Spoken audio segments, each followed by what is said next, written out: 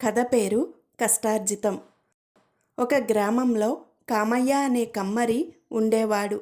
అతను మంచి పనిమంతుడే కాక బలము, ఓపిక, పట్టుదల కలవాడు. అతడు గొడ్డళ్ళు, కొడవళ్ళు, పారలు, పలుగులు సమస్తము తన స్వశక్తితో చేసేవాడు. కొలిమికి తిత్తివేయడానికి మాత్రం ఒక కూలివాణ్ణి పెట్టుకునేవాడు. కష్టపడి పనిచేయడం కామయ్యకు చాలా ఇష్టం. సోమయ్య అని కామయ్యకు ఒక కొడుకు ఉండేవాడు. వాడు పేరుకు తగ్గట్టే తగని సోమరి. వాడు సోమరిగా తయారు కావడానికి వాడి తల్లే కారణం.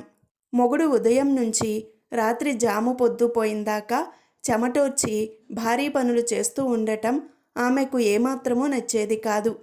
తన కొడుకు కమ్మరి పని నేర్చుకోవడం ఆమెకు ఇష్టం లేదు కూడా. నీలో నూరో వంతు శ్రమ పడకుండా బోల్డెంతమంది నీకన్నా ఎక్కువే సంపాదిస్తున్నారు. నీ సంపాదనంతా కలిసి యాయవార బ్రాహ్మణుడు సంపాదించేటంత లేదు. రోజల్లా ఒళ్ళు హోనం చేసుకుంటావు అని భార్య శేషమ్మ కామయ్యని రోజూ ఎత్తి పొడిచేది. ఆమె ఆ మాట అన్నప్పుడల్లా కామయ్య కష్టార్జితం విలువ నీకేం తెలుస్తుందే, తేలిగ్గా సంపాదించిన డబ్బు మట్టితో సమానం అనేవాడు. కానీ శేషమ్మ దృష్టిలో డబ్బు డబ్బే. ఆమె అన్న చదువుకొని ఉద్యోగం చేసి నిక్షేపంగా బతుకుతున్నాడు. తన కొడుకు కూడా చదివి ఉద్యోగం చేయాలని శేషమ్మ తీర్మానించుకున్నది. సోమన్నను బడికి పంపారు. కానీ వాడికి చదువు అంటలేదు. వాడు బడి ఎగ్గొట్టి ఊరు వెంట తిరిగేవాడు.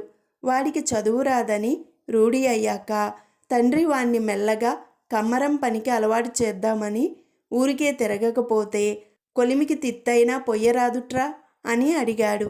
సోమన్నకు చదువంటే ఎంత అసహ్యమో తండ్రి చేసే పని అంటే అంతకన్నా కూడా అసహ్యం.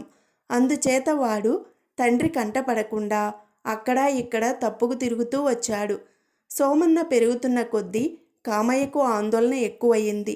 తన శరీరంలో జవసత్వాలు తగ్గుతాయి గాని పెరగవు. కొడుకు కులవృత్తి నేర్చుకున్నవాడు కాలేదు, చదువుకున్నవాడు కాలేదు.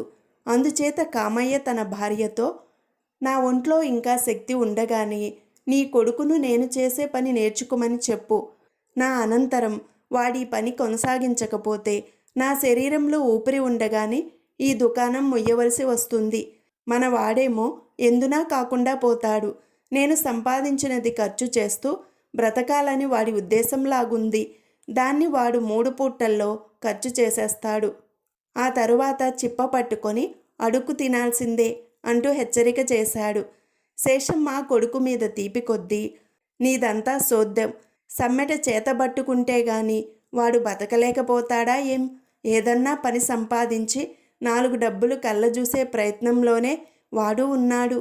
నువ్వు సంపాదించిన మాన్యాల మీద బతుకుదామని వాడేమీ అనుకోవడం లేదులే అని సోమన్నను వెనకేసుకొచ్చింది.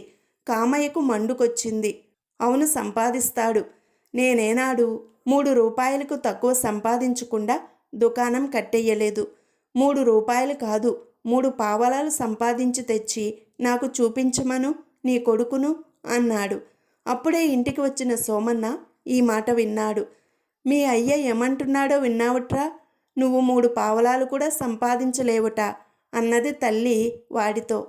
ముష్టి 3 పావలాలు క్షణంలో సంపాదిస్తాను అన్నాడు సోమన్న దర్పంగా. తండ్రి మాట అబద్ధం చేయాలన్న తాపత్రయం వాడిలో ఉన్నది. కానీ ఎలా సంపాదించాలో వాడికి తెలియలేదు. మర్నాడు మిట్ట మధ్యాహ్నం దాకా సోమన్న ఊరంతా తిరిగాడు, 3 పావలాల కోసం గాలిస్తూ. వాడు ఎండన పడి ఇంటికి రాగానే, ఏమన్నా సంపాదించావుట్రా నాయనా అని తల్లి అడిగింది.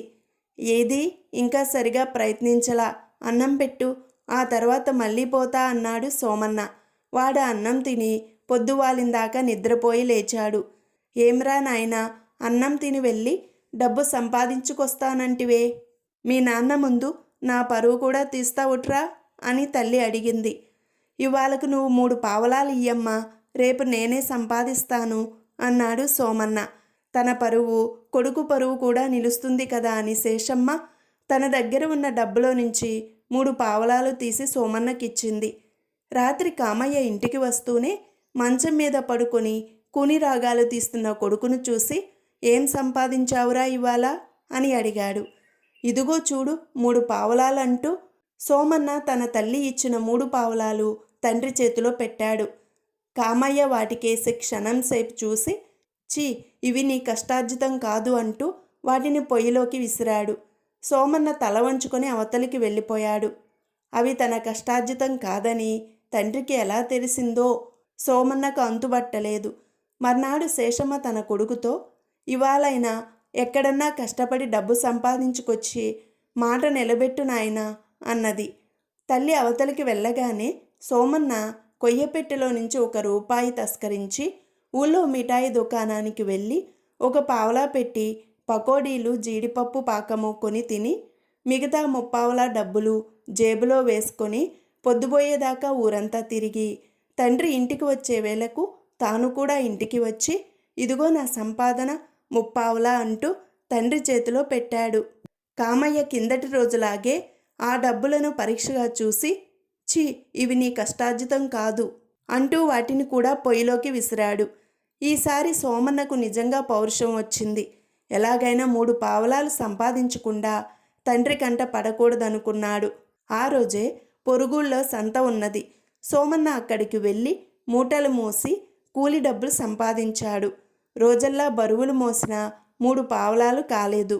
మర్నాడు కూడా వాడు ఆ ఊళ్ళోనే ఉండి బల్లఘాటి దగ్గర కూలి పనిచేసి రోజల్లా కష్టపడితే 2 రోజుల అర్జన కలిసి 3 పావలాలయ్యింది. ఆ రాత్రికి వాడు ఇంటికి చేరుకొని నా సంపాదన చూసుకో అంటూ 3 పావలాలు తండ్రికిచ్చాడు. కామయ్య వెనకటిలాగే ఆ డబ్బులకేసి చూసి, ఛీ, ఇది నీ కష్టార్జితం కాదు అంటూ పొయ్యిలోకి విసిరాడు. సోమన్న కెవ్వున అరిచి వెళ్ళి తన డబ్బులను పొయ్యిలో నుంచి బయటికి లాక్కున్నాడు. నిజమే, ఈసారి ఈ డబ్బులు నీ కష్టార్జితమే. కానీ ఈ 3 పావలాల కోసం ఎన్నాళ్ళు శ్రమపడ్డావు, ఎంత శ్రమపడ్డావు అని కామయ్య ఎంతో ప్రేమగా కొడుకునడిగాడు. 2 రోజుల పాటు బరువులు మోశాను అన్నాడు సోమన్న తల వంచుకొని. నీ సొంత దుకాణం మీద నువ్వు శ్రమ పడితే దానికి 10 సంపాదించే పని కాదుట్రా. మూటలు మోయడం పరువైన పనా అన్నాడు కామయ్య. సోమన్నకు జ్ఞానోదయమయ్యింది. వాడు మర్నాటి నుంచి తండ్రికి కమ్మరం పనిలో సహాయం చేస్తూ తండ్రికి శక్తి ఉడిగిపోయే లోపల మంచి పనివాడిగా తయారయ్యాడు.